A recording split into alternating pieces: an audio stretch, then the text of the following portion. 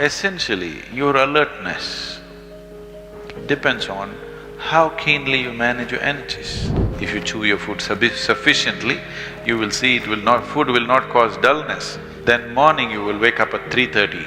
What do I do, Sadhguru? Just what you asked, meditate. If you tell them you meditate, they say, but Sadhguru, I'm not able to stop my mind. Once there is a space between you and the mind, what the mind is doing is not even an issue. Once distance happens, even if it's a noisy mind, still it doesn't matter.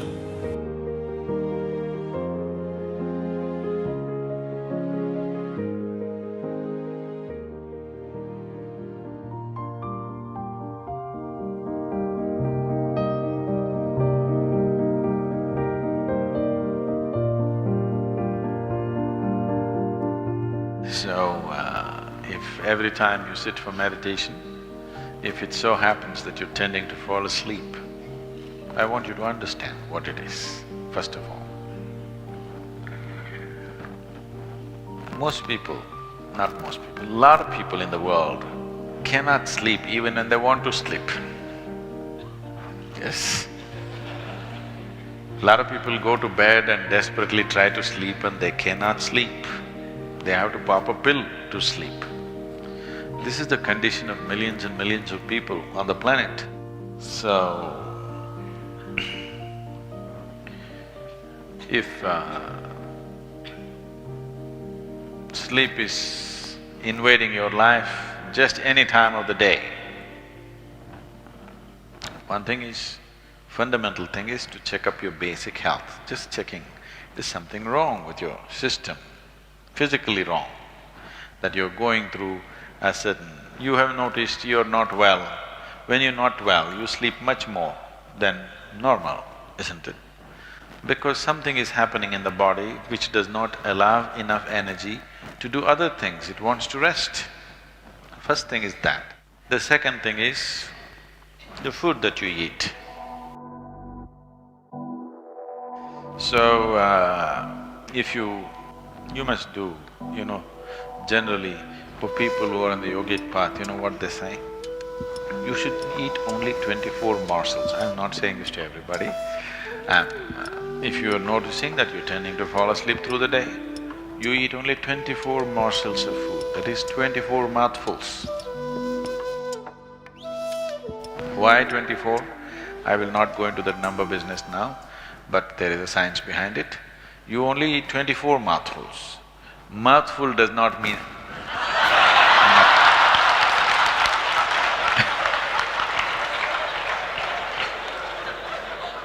So, essentially, your alertness depends on how keenly you manage your energies. And this is crucial if you want to meditate. Not doing 15-minute shunya.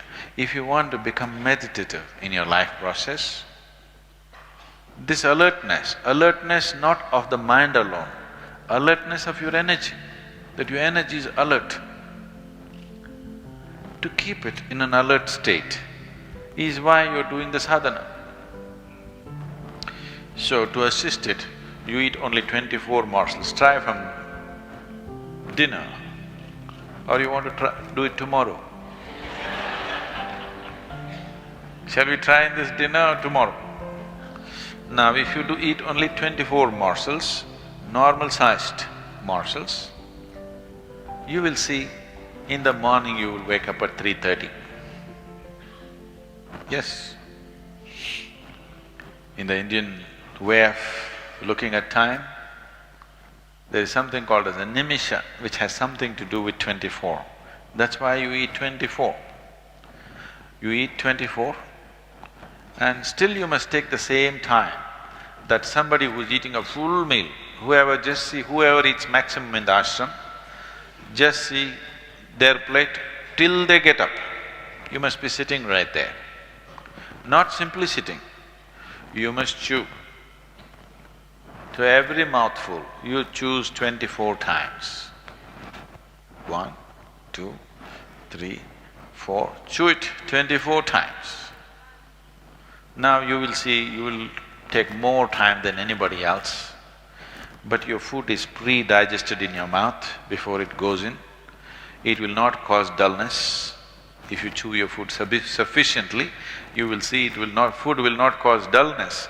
If it is masticated in the mouth region, then morning you will wake up at 3:30. What do I do, Sadhguru? Just what you asked, meditate.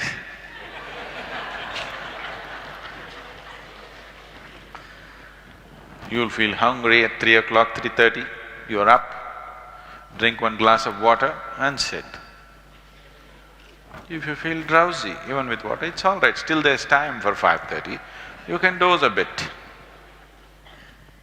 Or when you wake up, first thing you finish your toilet and stuff, have a shower, leave your hair wet, you will survive till 8 o'clock in the sadhana time without sleeping. And tomorrow's morning meal also, if you eat 24, no way you're going to sleep till dinner time. Chew it well. If you chew it well, the digestive process, 1.5, 2 hours you'll be hungry, and that's a way to stay. Hunger does not mean you have to… If stomach is empty, does not mean you have to put food, you just have to put water. And you will stay alert, you will be very energetic, you will not lose any weight because your system will learn to use the food that you've eaten well rather than simply wasting it. It's both economically and ecologically very good for the world and very good for your health. Probably you'll never fall sick if you eat like that. So, 24 morsels of food, you must chew 24 times each morsel. Fully must become like paste before you eat it. You will see you will do wonderfully well, you can meditate.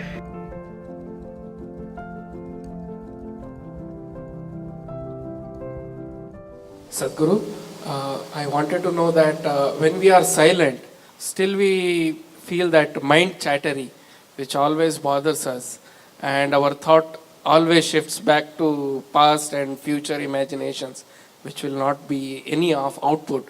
How to get rid of it? There's a whole lot of thought about this thoughtlessness. Thoughtlessness, no mind, these kinds of terms have been propagated all over the place, and these terms have been badly misunderstood and made into all kinds of things, and people are striving how to stop my mind. Why is it that you want to stop it? If your mind was constantly producing absolute pleasantness for you, would you think how to stop this mind? Would you? No. It's producing a lot of unpleasantness. That's why you're thinking of how to stop the mind. This is the first thing, wherever you go in the world, this has gone so much into people's mind. If you tell them you meditate, they say, but Sadhguru, I'm not able to stop my mind.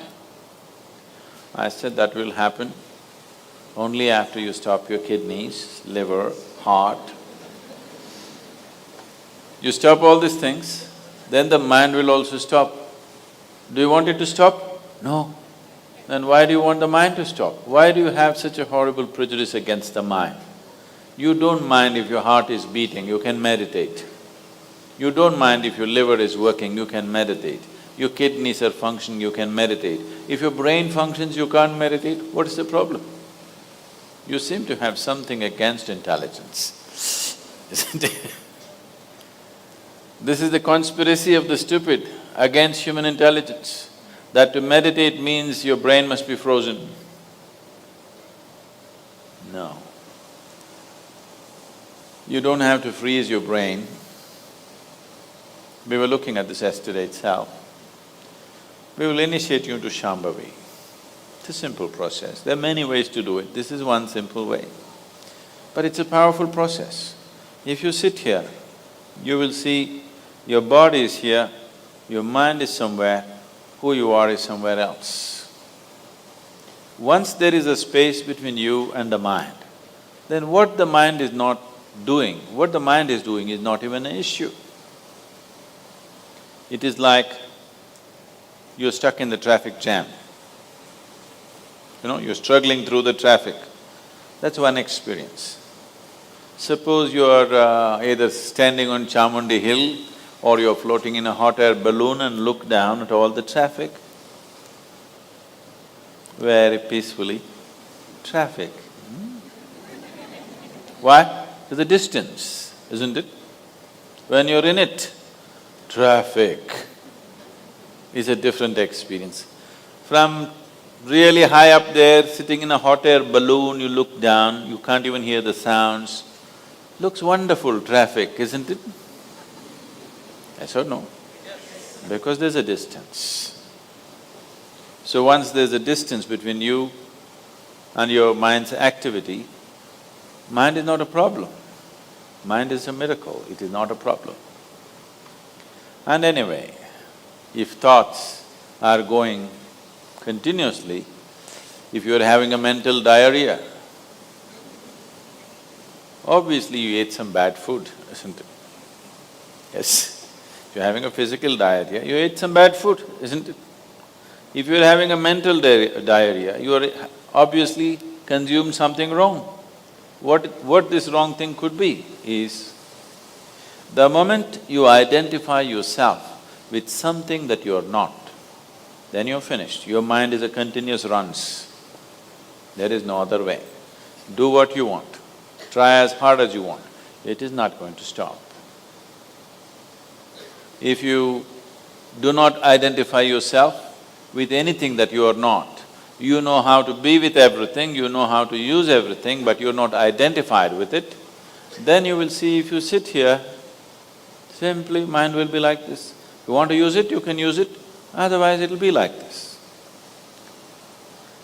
Right now your hands are like this, or you're holding it tied up because it'll go all over, is it? No. You can keep it like this. You can keep it like this, you can keep it like this. When you want to use it, you can use it. So it's a useful instrument. Suppose your hands become like this. Some people have become like this. Yes or no? If it becomes like this, you will become ridiculous, isn't it? If it happens to your mind, also you're equally ridiculous. It is just that you are living in the comfort that nobody else can see it. But people can see it. They watch you closely enough, they can see it, isn't it? And whether they can see it or not, that's not the point. The point is, the most important faculty of your life is out of control. Doesn't matter whether they can see it or not, that's not the issue. The issue is, the most important faculty in your life is out of control, doing its own rubbish all the time, not doing what you want it to do. So, if you have to be freed from this ailment, you should stop eating bad food. Wrong food or bad food means you are identifying yourself with things that you're not. If you sit here, if you're not identified with this and with this, then you will see everything is just fine. Then your mind will do what you want it to do. Otherwise, it will simply hang there, and that's how it should be. One simple thing is this. First and foremost process is, that's why we put out this process called Isha Kriya. This is to distance yourself from your physiological and psychological process. There is something called as you which exists. This is not a composite of all your thoughts and emotions and physiological processes. Beyond that, there is you. If you close your eyes, even if you cannot see anything, you're still there. It is through the window of your eyes that you're looking out, but if you close your eyes, it doesn't mean that you don't exist, you still exist. So beyond your thought, you still exist, beyond your emotion, you still exist. So that you, the life that you are, this has to come into your experience. So what's being done here is not about controlling your mind, to bring an awareness as to what you are not. Right now, to start with, the most fundamental identity is your body. You're identified with your body, the clothes that you wear, your hairstyle, your goatee also, aren't you? Very much identified, isn't it? your wife, your children, your family, your education, your religion, endless number of identifications. With all these identities, you want a quiet mind? There's no such thing. Once distance happens, even if it's a noisy mind, still it doesn't matter. Disengaging from the mind. Once you're disengaged from the mind, you're disengaged from all identity, because it's the mind which manufactures identifications, isn't it? So, don't think of all kinds of things, just employ the device. Things will happen. Things that you have not imagined will happen.